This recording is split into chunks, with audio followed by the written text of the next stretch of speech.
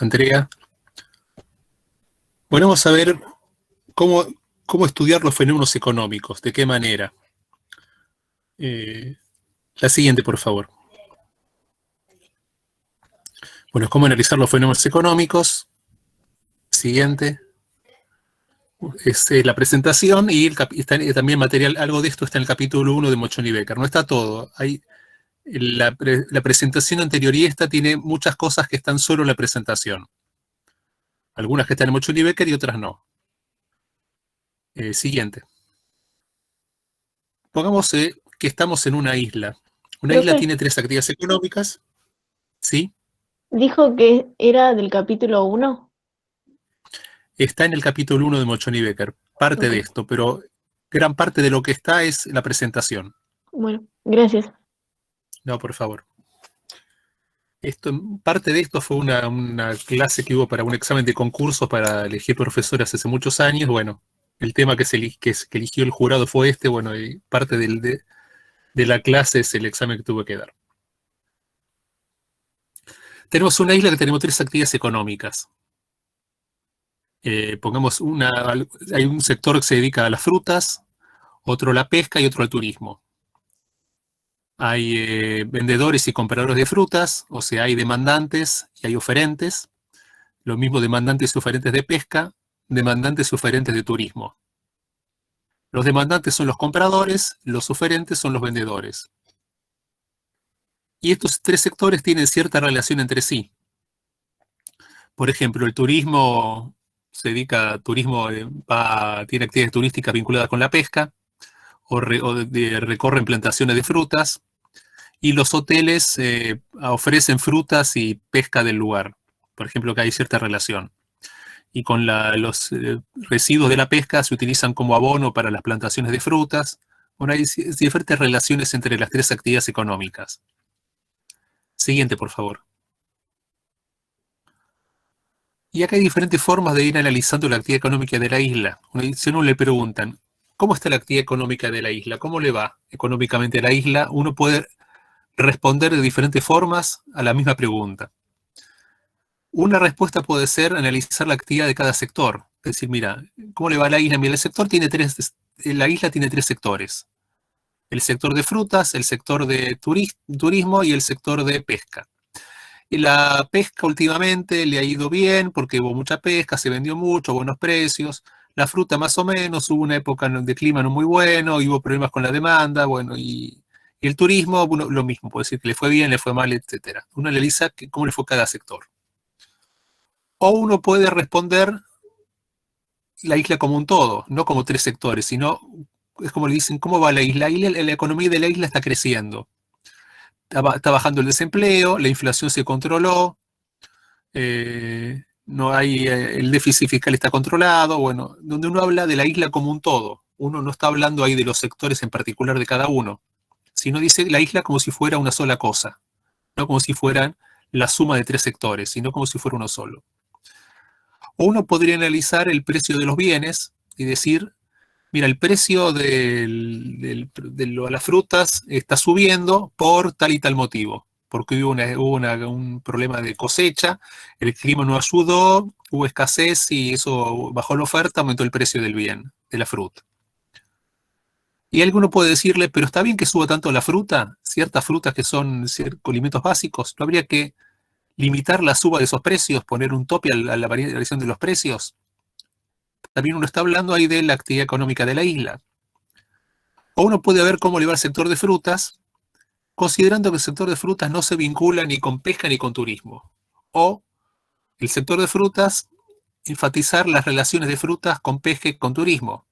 Si mira, esta actividad de frutas utilizó tantos productos como abono para la pesca, digo, el de la pesca tanto como abono para la fruta.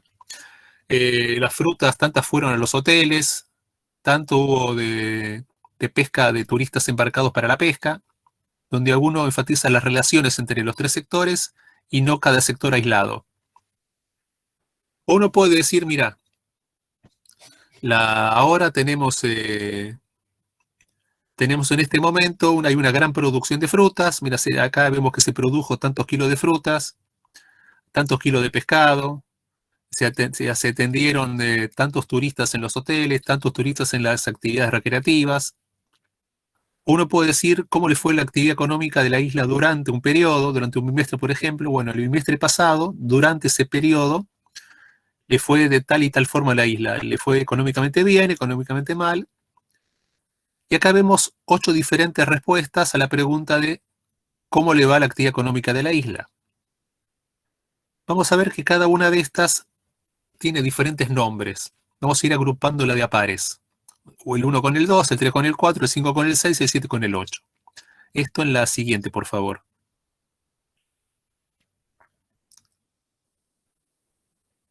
La primera aproximación, que es analizar qué es cada uno de los sectores y las relaciones entre ellos, se llama un análisis de microeconomía o un análisis microeconómico. Lo que hace la microeconomía es analizar cada sector por separado. Ahora vamos a verlo con más detalle cada definición. Cuando uno analiza la isla como un todo, ahí lo que está viendo es un análisis de tipo de macroeconomía o un análisis macroeconómico. El punto 3 era analizar por qué varían los precios. Ese se llama un análisis de economía positiva. Positiva en este caso, cuando uno estudia las ciencias, lo que se llama la epistemología, el estudio de las ciencias, uno dice análisis positivo tiene que ver con análisis de hechos. O sea, uno analiza los hechos que ocurren, y uno trata de explicar por qué ocurren los hechos. El punto 4 era si estaba bien que el precio suba. En ese caso es un análisis de economía normativa. Las normas no explican por qué ocurren las cosas. Las normas dicen cómo uno considera que deben ser las cosas. Por un lado, lo positivo es el por qué. El normativo es el deber ser. Cómo debería ser el precio. El 5 y 6 forman parte de un enfoque microeconómico que analiza los sectores. La diferencia es el equilibrio parcial. Mira cada sector de manera aislada. Mira lo que le pasa al sector de frutas como si solo hubiese frutas. El de pesca como si solo hubiese pesca. El de turismo como si solo hubiese turismo. Un análisis de equilibrio general lo que hace es analizar las relaciones entre sectores. Y dice, bueno, si al turismo le aumenta la actividad turística, esto va a repercutir sobre la actividad de la pesca y sobre la actividad de las frutas. ¿Y cómo va a repercutir? ¿Para bien, para mal, para arriba, para abajo, para derecha, para izquierda? Eso es el equilibrio general. Vincula a todos los sectores entre sí. El equilibrio parcial, cada sector aislado del resto. Un análisis de equilibrio parcial tiene la comodidad de que analizamos cada cosa y no tenemos que pensar muchas relaciones. El equilibrio general tiene el problema de hablar de las relaciones con otros y no vemos cada sector en particular. O sea, son diferentes formas de ver lo mismo. Y el último par, que es analizamos la situación en un momento, es un análisis estático, es cómo están las cosas ahora, en este momento cómo está todo. Y el análisis dinámico analiza lo que pasa durante un periodo de tiempo. Tiene cierta similitud, el estático es como sacar una foto, el dinámico es como una película. Por ahí vieron en contabilidad que quizás les dijeron que el balance es como una foto y el estado de resultados es una película. Una foto porque el balance muestra las cosas que hay en un momento determinado, que hay en un día. En cambio, el estado de resultados muestra cómo fueron las cosas durante un periodo. O sea, el análisis estático es la actividad en un momento, el dinámico es durante un periodo. Ahí tiene la diferencia. Vamos a ver ahora como un pequeño más detalle de cada una de estas aproximaciones. Siguiente, Andrea, por favor. Micro y macro. A ver, el enfoque micro analiza cada persona, cada agente económico, cada sector y las interrelaciones. En cambio, el enfoque macro analiza la isla como un todo.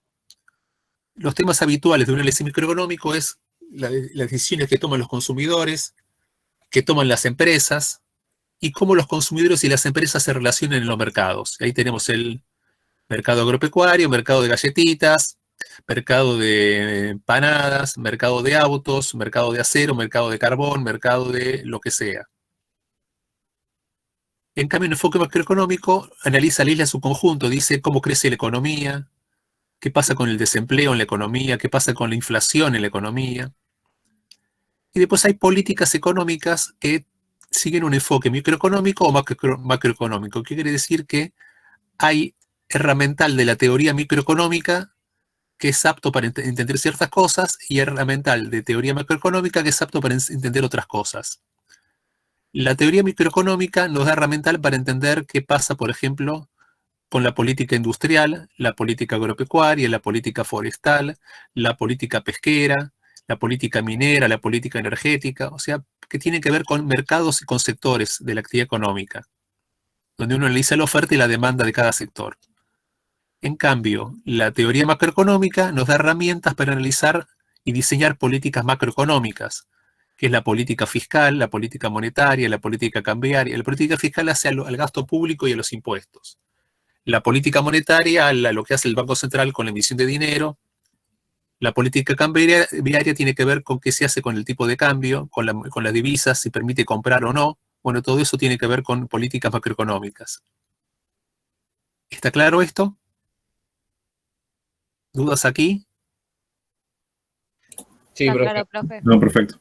Bien. Siguiente, Andrea, por favor. La empresa, una empresa cualquiera, chica, grande, se relaciona con la micro y con la macro. El análisis ayuda a tomar decisiones, pero, por ejemplo, una empresa toma decisiones en un entorno micro que tiene que ver qué producir, cómo producir, con qué insumos, a qué costos, analizar la demanda de los productos de la empresa, analizar qué competidores tiene la empresa, cómo son los mercados en los cuales la empresa tiene que desenvolverse, ya sean mercados donde la empresa vende sus productos o en mercados donde compra los insumos, los elementos que necesita para la fabricación, la materia prima. Eso es un análisis del entorno micro.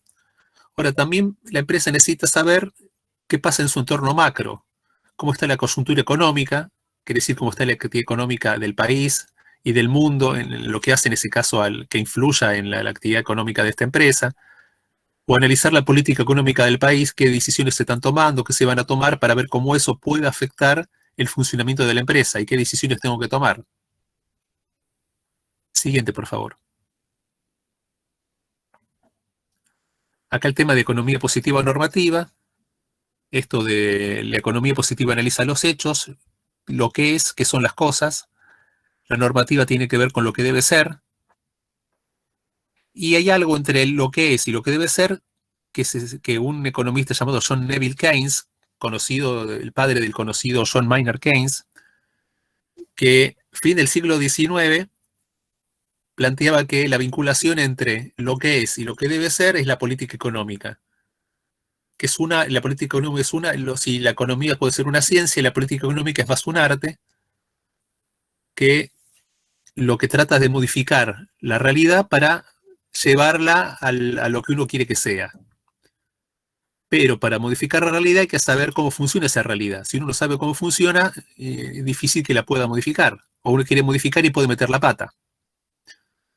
Siguiente, por favor. El tema de equilibrio general y parcial. Parcial mira cada sector en forma aislada. El equilibrio general mira las relaciones entre los sectores. Qué insumos compra un sector al otro. Qué pasa si aumenta la producción de uno. Cómo afecta al otro. Eso es el equilibrio general. Mira las interrelaciones. El equilibrio parcial mira qué pasa en cada sector aislado del resto. Siguiente. Estático y dinámico es qué pasa en un momento determinado. Por ejemplo, cuánto se vende como dice, el precio de venta del kilo de naranjas. O qué pasó con el precio del kilo durante un periodo determinado. Y algo que es intermedio es que es la estática comparativa, que dice cómo estuvo el precio en diferentes momentos del tiempo. No analiza la película, o sea, durante ese periodo, sino qué pasó el 1 de abril, el 1 de marzo, el 1 de febrero, el 1 de enero. Va comparando diferentes momentos y los compara entre sí. Por eso es un análisis de estática comparativa. Mira un momento, pero mira varios momentos entre sí. No mira todo el periodo del transcurrir, sino mira fotos y las compara entre sí. Siguiente, por favor. Bueno, con esto terminamos esta que está acá.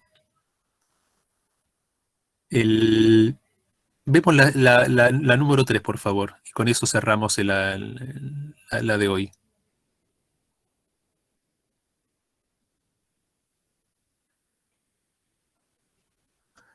Vamos a hacer una cosa que suele tener ciertas complicaciones, que es metodología. que en realidad la metodología a veces conviene estudiarla al final de una carrera, no al principio, pero bueno, si eso en algún momento tiene que aplicarse. Metodología viene una palabra griega, odos en griego quiere decir camino. Por ahí uno conoce la palabra éxodo. Éxodos, o ex sería camino de salida. El éxodo es la salida. Bueno, método tenemos, odos es camino y meta eso sería el objetivo. El camino al objetivo. Metodología es que estudia qué caminos utilizo para analizar algo. Eso sería la metodología. O qué método tengo. ¿Qué caminos utilizo para estudiar algo, para enseñar algo? Vamos a ver una pequeña referencia, qué métodos se pueden utilizar en economía para enseñar y estudiar los fenómenos económicos. Sí, siguiente, por favor. Es un poco complementar ciertos temas que estaban en la presentación 1 y 2 para, bueno, ver cómo se utiliza, cómo se realiza para elaborar una teoría económica. Diferentes teorías que vamos a ir viendo. La siguiente. En la bibliografía está esta presentación y también habla, acá Bocconi ve que en el capítulo 1 dice un poquito más sobre el tema. Siguiente. Ahora vamos a hablar del hombre, sus necesidades, una referencia metodológica, vamos a hablar de los modelos y de una cláusula que se llama ceteris paribus. Vamos a ver qué es eso. Siguiente, por favor. Un poco la idea cuando se realiza la ciencia económica considera una actividad productiva. La actividad productiva precisa recursos que son escasos.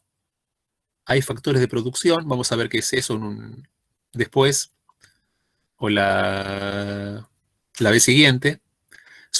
Pero para anticipar acá, para actividad productiva necesitamos mano de obra, tierra, maquinaria, esos serían los factores productivos.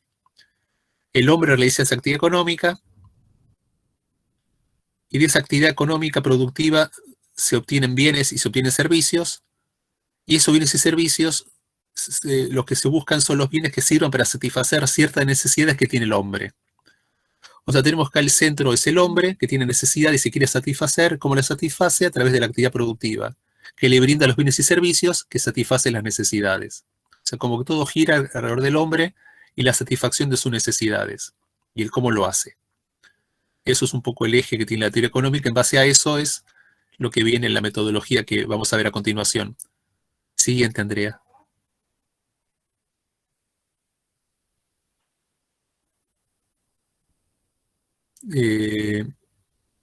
Básicamente se habla de ciertos pasos para llegar a una teoría económica. No todos coinciden con este método, hay diferentes diferentes alternativas, esta es una que es una que tiene bastante consenso. Por un lado, uno trata de fijarse en cierto comportamiento, quiere ver qué pasa, qué está pasando en el mercado de frutas. Entonces, ¿por qué el precio está subiendo a pesar de que hay menos gente demandando? Sin embargo, el precio sube. Menos gente quiere la fruta, pero el precio de la uva sube. El precio de la fruta sube, perdón. Entonces, una forma es juntar datos de la realidad, a ver qué es lo que está ocurriendo. Recojo los datos y los trato de procesar, organizar de algún modo, ponerlos de alguna forma que me ayude a interpretar esos hechos. Y ahí construyo un modelo que representa ese comportamiento. Vamos a ver lo que es un ratito que es un modelo. O sea, veo una forma de analizar el comportamiento observado que veo ahí. Después tengo una hipótesis, a partir de ahí, que dice cómo creo que funciona en la realidad, y me fijo lo que yo creo cómo funciona en la realidad con los hechos que encontré. Los hechos que encontré ahí procesados me dijeron que las cosas están pasando tales cosas. Y eso, ¿coincide o no con la teoría que tenía ese momento? Si coincide, la hipótesis que tengo va para adelante. Si no coincide, tengo que revisar la hipótesis y decir hay algo que no va. La realidad me dice una cosa y la hipótesis me dice otra. Si veo que la realidad coincide con lo que yo planteo de cómo funciona la realidad, esa explicación de la realidad la incorporo a la teoría. Dice, la realidad en ciertos casos, cuando pasa tal cosa y tal otra, ocurre esto. Si eso, la realidad, los datos me verifican lo que yo pienso, lo incorporo a la realidad. Esto quedó un poco medio abstruso, medio oscuro. Vamos a tratar de aclararlo con lo que viene a continuación. O sea, si acá no entendieron algo, Esperemos con lo que sigue, a ver si con lo que sigue se aclara. Pero eso sería una forma habitual que se llama el método hipotético deductivo. O sea, se parte por hipótesis, pero vamos a ver qué es eso. Siguiente, por favor.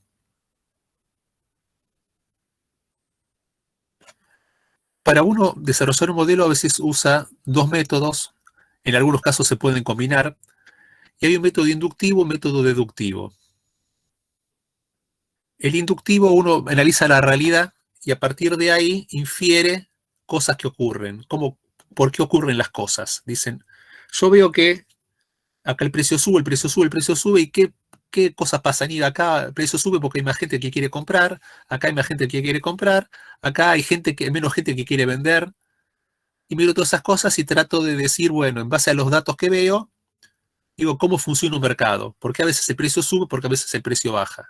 ¿Qué cosas ocurren? Ahí hago un método inductivo. Miro la realidad y a partir de la realidad trato de ver qué es lo que mueve esa realidad. El método deductivo, a la inversa, hago deducciones lógicas a partir de una hipótesis o de un axioma. Hipótesis es una verdad que quiero verificar, es algo que yo no sé si las cosas son así o no, pero yo quiero verificar. Un axioma es algo que no requiere verificación. Yo considero que es cierto y eso funciona, y eso es así. Eso es muy habitual en matemática, que una parte de algunos axiomas y a partir de ahí reduce hipótesis. Por ejemplo, uno puede tener un axioma que dice Dios existe. Con el axioma Dios existe uno puede hacer deducciones diversas. Ahora, donde hay uno se pregunta si existe o no. Es una verdad considerada cierta que no merece ninguna explicación. En cambio, si uno lo plantea como una hipótesis, uno dice, ¿Dios existe? Entonces, a partir de eso, uno tiene que tratar de explicar la realidad y a ver si la realidad es explicada por eso, entonces la hipótesis de Dios existe se verifica. Ahora, puede ser que hay cosas que me digan que no, entonces digo, no, entonces Dios no existe, entonces me queda en duda. Siguiente, por favor. Acá vamos a ver lo que es un modelo y vamos a ver un poco de hipótesis, axioma. Un modelo es una representación abstracta de una realidad que trata de explicar un fenómeno. Cuando uno hace un modelo, lo que hace es una abstracción de la realidad, toma algunas cosas de la realidad, no toma todo. Ejemplo de modelos. Un mapa es un modelo de la realidad. Un mapa puede ser un mapa de calles y me resume algunas cosas de las calles. No me muestra las calles tal como son. Me dice algunas características. Qué distancia hay entre calle y calle, los números de las calles, las alturas de las calles. Pero no me muestra todo lo que uno ve cuando recorre la calle. O puede ser un modelo puede ser una maqueta de una casa, donde me muestra características de la casa, pero no es la casa. Es un modelo de la casa, es una abstracción de la realidad. Toma algunas cosas de la casa y me las muestra, si no me mostraría la casa. Ese modelo puede ser con ecuaciones y ser un modelo matemático. Siguiente, por favor.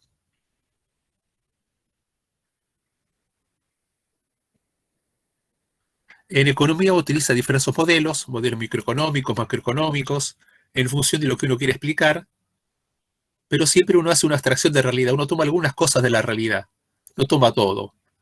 Y ahí hay diferencias a veces entre diferentes teorías económicas que algunos enfatizan ciertos aspectos de la realidad y otros aspectos de la realidad. Y los modelos son distintos, porque de la realidad algunos dicen, para explicar esto alcanza con estas tres variables, y el otro permiso utilizo otras. Acá pasa la siguiente, un pequeño cuentito de Borges que habla del modelo y de la abstracción. Siguiente, por favor. En un librito que se llama El Hacedor, escribió un cuento que es esto, no es resumido, este es todo el cuento, se llama Del rigor en la ciencia. Y dice, en aquel imperio, el arte de la cartografía logró tal perfección que el mapa de una sola provincia ocupaba toda una ciudad, y el mapa del imperio, toda una provincia. Con el tiempo, estos mapas desmesurados no satisficieron, y los colegios de cartógrafos levantaron un mapa del imperio que tenía el tamaño del imperio y coincidía puntualmente con él. O sea, esto va claro que la abstracción de realidad no tenía nada. Menos adictas al estudio de la cartografía, las generaciones siguientes entendieron que ese dilatado mapa era inútil y no sin impiedad lo entregaron las inclemencias del sol y los inviernos. En los desiertos del oeste perduran despedazadas ruinas del mapa, habitadas por animales y por mendigos. En todo el país no hay otra reliquia de disciplinas geográficas. Y acá inventa como que esto lo escribió un autor llamado Suárez Miranda en un libro Viajes de Varones Prudentes, en el libro cuarto, el capítulo 45, hecho en la ciudad de Lérida en 1658. En realidad lo escribió Borges, es un invento que eso lo escribió un autor llamado Suárez Miranda. Pero lo que está mostrando acá, con el primer párrafo alcanza la importancia de la abstracción de la realidad. Si la realidad la quiero analizar tal como es, no puedo analizar nada. Necesito abstraer cosas, no puedo entender todo lo que pasa al mismo tiempo tal como pasa. El cerebro del ser humano es limitado. Entonces, analizo unas cosas y otras cosas no. Siguiente, por favor. Los modelos, particularmente en economía, tienen ciertos componentes, variables, supuestos, hipótesis y axiomas. Siguiente.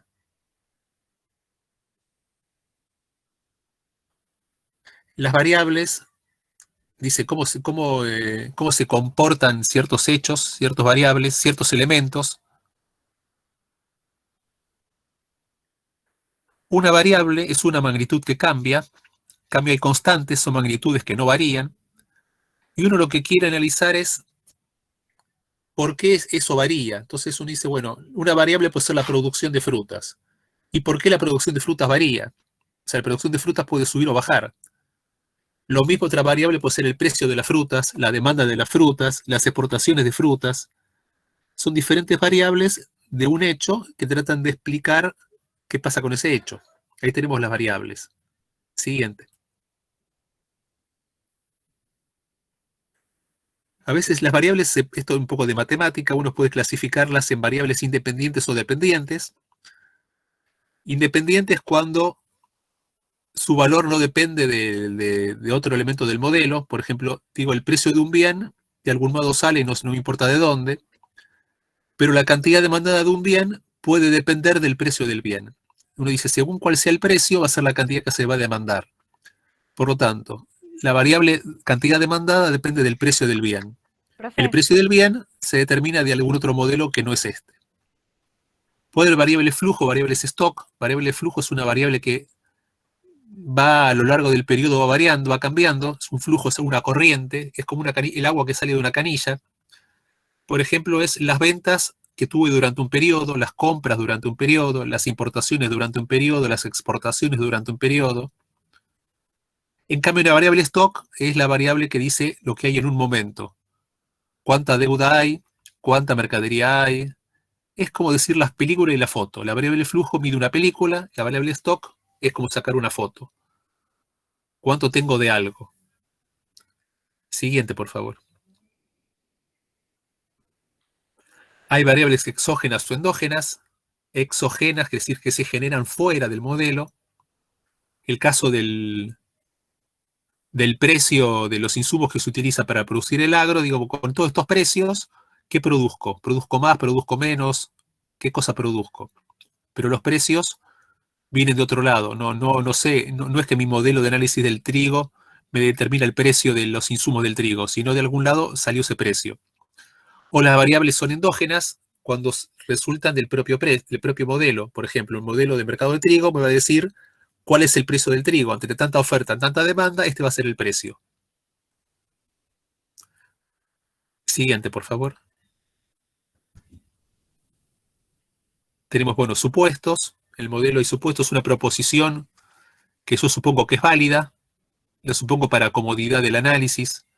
Una hipótesis es una explicación provisoria de algo, y esa explicación la trato de someter a un testeo o a una prueba para ver si explica bien o explica mal.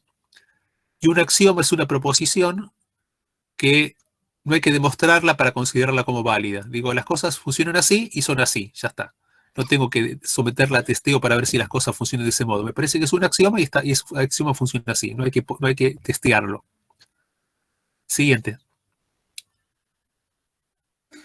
Pongamos un ejemplo. Tenemos el caso que vimos en la primera presentación de un consumidor que asigna recursos en base a precios relativos. Ahí tenemos variables. Variables son los precios de los bienes. Otra variable es el bien que elegimos, la galletita A, B, C o D. El precio de los bienes era algo exógeno. En el modelo ahí alguien nos decía que los precios son estos.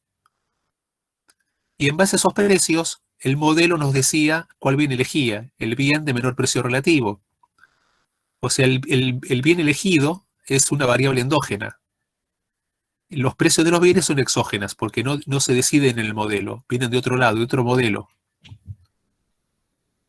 Como supuestos, decíamos que el supuesto, suponíamos que los bienes eran idénticos para el consumidor, le daba lo mismo el bien A, B, C o D, que esos son los supuestos. Y la hipótesis dice que el consumidor elige el bien de menor precio relativo. Esa era la hipótesis. Y uno tendría que hacer correr el modelo, o sea, que el modelo trate de explicar la realidad, a ver si en esa explicación de la realidad resultaba que el consumidor, cuando elegía mercaderías, elegía la mercadería de menor precio relativo. O cuando el productor elegía qué producir, el de mayor tasa de ganancia relativa, y así. Siguiente, por favor. Y acá viene otra cláusula, que esto en latín se pronuncia ceteris paribus. Ceteris quiere decir todo lo demás. Y paribus quiere decir igual. Ceteris viene de lo usamos en una palabra. Cuando uno dice y todo lo demás, en latín se dice et ceteris. Si uno une et ceteris forma etcétera. En vez de etcétera sería et cetera, pero bueno, et ceteris, y acá et etcétera. Es decir, todo lo demás. Paribus, todo lo demás igual. Es una cláusula de tipo metodológico, donde yo quiero analizar qué pasa sobre una variable, y digo, suponiendo que todas las demás variables están constantes, o sea que solo se modifica una. En la realidad, todas las variables se mueven al mismo tiempo. Uno no hace experimentos de laboratorio, pero acá supongamos que podemos hacer como un experimento y decimos, ¿qué pasa si sube la demanda y todo lo demás se mantiene como antes? Solo cambió la demanda y nada más. Por eso sube la demanda, ceteris paribus. O sea, sube la demanda considerando todo lo demás constante. Siguiente, Andrea. Bueno, acá pone el ejemplo. Si sube el precio del alcohol, por algo lo puse, esto estábamos en principio de epidemia. ¿Qué pasa con la demanda de alcohol? Pero suponiendo que los ingresos de los consumidores, la necesidad de los consumidores no varían. Ahora, ¿qué pasa si varía la cantidad demandada, cuando varía el precio y varía la necesidad? Varían varias cosas al mismo tiempo. Si varía al mismo tiempo, tengo que analizarla de a una, o tratar después de ver algún modelo que me permita analizar las influencias de varias al mismo tiempo, que no es sencillo. Siguiente, por favor. Bueno, con estos agradecimientos a todos y a Andrea por participar en esto. Pregunta, dudas. Profe, una consulta al paso. Sí. Las clases en lo posterior, ¿usted va a grabarlas o esas mi duda? Puedo grabarlas. Sería un Sí, sí. golazo. Yo le pregunto más que nada porque la idea obviamente es participar siempre, pero a veces con el trabajo salgo un poco más tarde y me es muy productivo Sí, reverlas sí, después para tomar grabamos. apuntes. Yo tengo la clase del cuatrimestre pasado, la tengo grabada de esta, la puedo pasar. Y bueno, y espero que se corrija este problema de qué le pasó al Meet. No sé si problema del Meet en sí, o de mi computadora, o de la señal de internet, bueno. Pero en lo posible la grabaría, sí, no hay problema, y después lo subo al Classroom, pongo el vínculo a un archivo de un drive, que es el drive de la materia, y ahí estaría entonces la grabación. Perfecto, profe, muy amable. Bien, acá me piden, voy a subirle antes los PowerPoint también, las presentaciones. Profe, una pregunta. ¿Qué Sí. capítulos hay que leer para la clase que viene? La clase que viene va a ser espera, es el capítulo 2. Vamos a ver, capítulo 2 y el capítulo 3 de Mochoni Becker. Bueno, gracias, profe. No, por favor. Peguen una mirada a lo que vimos hoy, si no lo pueden leer en profundidad. Así hay alguna duda, eh, la vemos al principio de la clase que viene. Y después seguimos con tema nuevo. Bueno, el viernes van a estar con Orlando, que van a ver otro tema vinculado con los conceptos básicos, estos conceptos introductorios, un modelo en particular, y que al mismo tiempo le va a ayudar a hacer un repaso de cuestiones matemáticas y aritméticas y geométricas que vamos a ver en el curso.